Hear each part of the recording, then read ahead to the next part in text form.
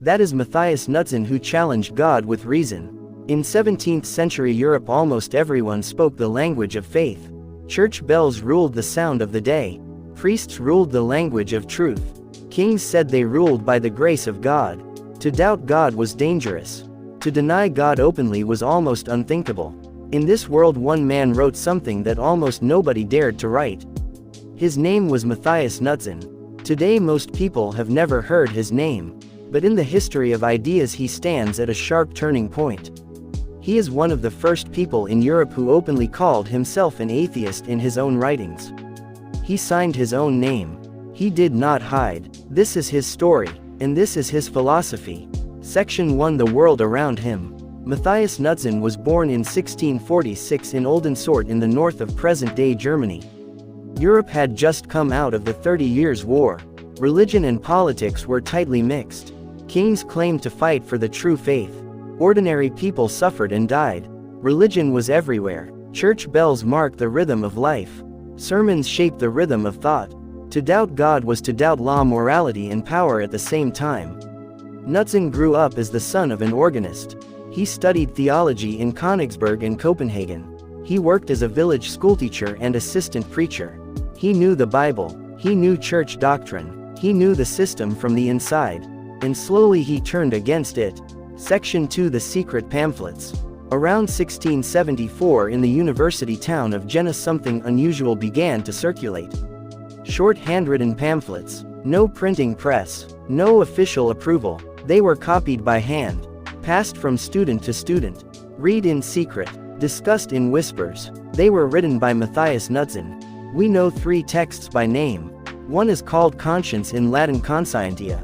One is called Friend Friendly to Friends in Latin Amicus Amicis Amica. A third is a reply to a critic. These pamphlets are small in size but huge in meaning. In them Knutzen does something almost no one had done so directly before. He denies the entire supernatural framework of Christianity. He writes that there is no God. He writes that there is no devil. He writes that there is no immortal soul. He writes that the Bible is full of contradictions and cannot be trusted as a perfect guide for all humanity. He writes that both church authorities and secular authorities that claim power from above are not needed.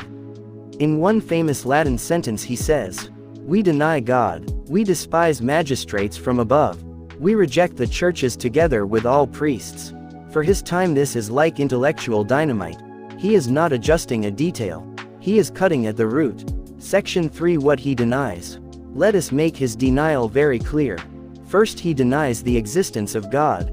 Not a different God, not a hidden God, simply no God. Second, he denies the existence of the devil. No evil spirit, no supernatural enemy. Third, he denies the immortality of the soul. For him there is no eternal soul that survives death. There is no heaven. There is no hell. There is no afterlife where rewards and punishments are given. Fourth, he denies the authority of the Bible as a perfect book. He points to contradictions inside the text. If a book contradicts itself, it cannot be a clear, unquestionable guide.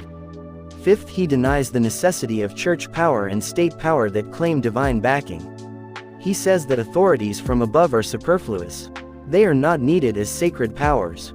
This is not a small reform inside Christianity. This is a complete break. Section 4: What he puts in place of God. Knutzen is not only a destroyer. He does not say there is no God so nothing matters.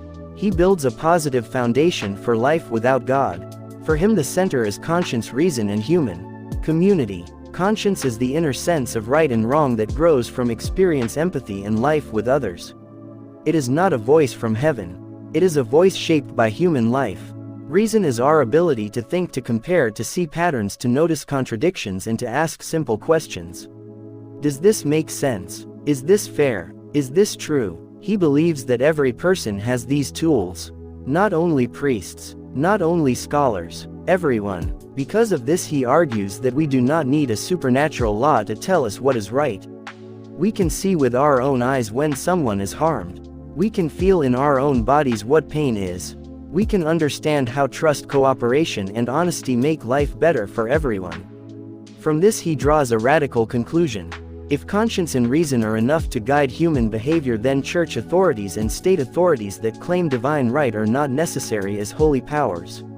People can live, judge, and organize themselves without appealing to a God who does not exist. Section 5. The Conscience People.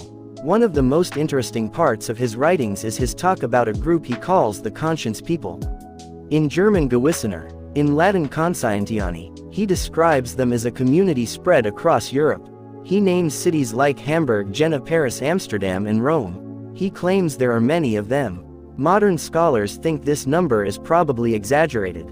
It may be partly rhetorical, but the idea itself is powerful. He imagines a community that is not built on belief in God, not built on a holy book, not built on priests and rituals. It is built on shared conscience and shared reason. A community of people who guide their lives by what they can see, feel, and understand, not by fear of invisible punishment. In this sense, his Conscience People are an early picture of a secular ethical community. No church, no dogma, no divine law, only human beings answering to each other through conscience and reason. Section 6. Responsibility without God. Many religious thinkers say that without God everything is allowed. They claim that morality collapses if there is no divine judge. Knutzen moves in the opposite direction. For him, when you remove God, you do not remove morality. You remove excuses. If you cannot say God ordered this, you must say I chose this.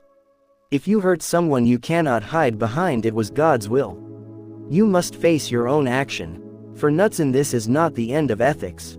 It is the beginning of honest ethics. Morality is not about obeying a supernatural command. It is about recognizing the real effects of your actions on real people. Do you cause suffering? Do you break trust? Do you destroy cooperation? Then your action is wrong. Not because a God said so, but because of what it does to human lives. This is a shift from obedience to responsibility. Section 7. Power without a halo. Knutzen is also a critic of political power. In his time, rulers claimed to rule by God's grace. If you opposed them, you were not only a political opponent, you were a rebel against God. By denying God, Knutzen also denies this sacred halo around power. A king is just a man. A priest is just a man. Their words must be judged like any other words. By their truth, by their justice, by their consequences for human beings. No one has a divine right to command others. If someone rules, it should be because people agree and because it serves their common good. Not because a priest has blessed a crown or a law in the name of God. In this way, his atheism is also a radical critique of authority. He is not only saying there is no God, he is also saying do not let anyone use the name of God to control you. Section 8. The Bible under examination. Knutzen also examines the Bible. He points out that the Bible contains contradictions. If a text contradicts itself, it cannot be a perfect, infallible guide. He does not accept mystery as an answer. If an explanation does not make sense, you do not call it holy. You call it weak. This is an early example of treating religious texts as human documents that can be analyzed, questioned, and criticized. Once the Bible loses its status as a perfect book, it becomes one voice among many. Conscience and reason take the lead. Section 9. What we know about his life. What happened to Matthias Knutzen after his pamphlets appeared? We know that the authorities in Jena took his writings seriously. There was an investigation. His texts were collected. His ideas were condemned. After that, the record becomes almost silent. Later stories claim that he died in an Italian monastery. Modern historians do not trust this story. It looks like a legend. The truth is, we do not know how he died. We do not know where he is buried. He appears in history suddenly. He burns very brightly for a short time. Then he disappears from the documents. But his ideas do not disappear. Section 10. His place in the history of ideas. Why does Matthias Knutzen matter? Because he stands at the beginning of a new way of thinking. Before him there were people who doubted. There were critics of the church. There were people accused of atheism. But Knutzen does something very specific.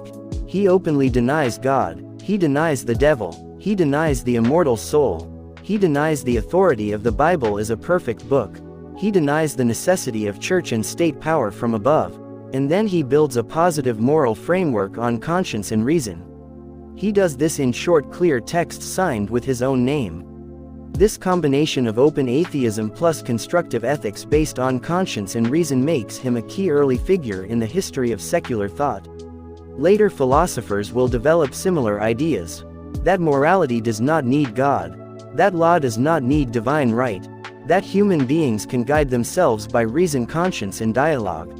Knutzen is one of the first to say this so directly. Section 11, his philosophy in simple lines. We can compress his philosophy into a few simple lines. There is no God. There is no devil. There is no immortal soul. There is no heaven and no hell. The Bible is a human book with contradictions. It is not a perfect guide. Priests and churches are not needed to tell us what is right. Rulers have no divine right to command us. What we do have is conscience and reason. Conscience is our inner sense of right and wrong shaped by life, empathy, and experience. Reason is our power to think, to compare, to question, to see contradictions, and to test ideas against reality. With conscience and reason we can build a human community based on responsibility, not on fear. We do not need invisible masters. We need honest minds and honest relationships. We do not say God wants this. We say I choose this. And we accept what it means for real people. Outro. Matthias Knutzen is not a famous name. You will not see his statue in many city squares. You will not hear his name in most classrooms. But his voice marks a shift. From fear of divine punishment to trust in human responsibility. From obedience to sacred authority to the courage to think for ourselves. From God ordered this to I chose this and I accept the consequences. In a world where religion and power were tightly tied together, he cut that tie with words. He said there is no God. He said conscience and reason are enough. And that claim still echoes today every time someone asks, can we live a moral, responsible, meaningful life without God? Matthias Knutzen answered, yes we can, if we trust our conscience, our reason, and the human community we build together.